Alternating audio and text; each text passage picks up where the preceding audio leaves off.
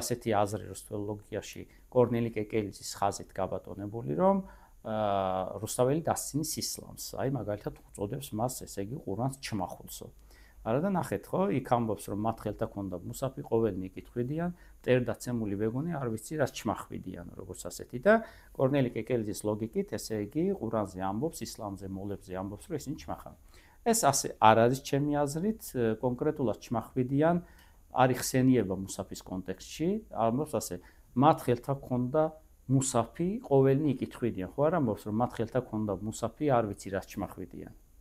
ამბობს ყოველნი იკითხვიდიან.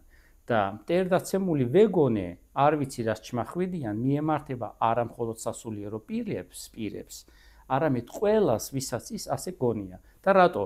იმიტომ რომ ეს ამბობს, რომ მე სიყვარული დამემართა რა ის ავსული, ხო? ანუ როგორ შეიძლება სიყვარული ღვთაებრივი რამ, ღვთაებრივი თუნდაც წმინდა წიგნის, ესე იგი, კითხვით განაღდებნო და განდევნო.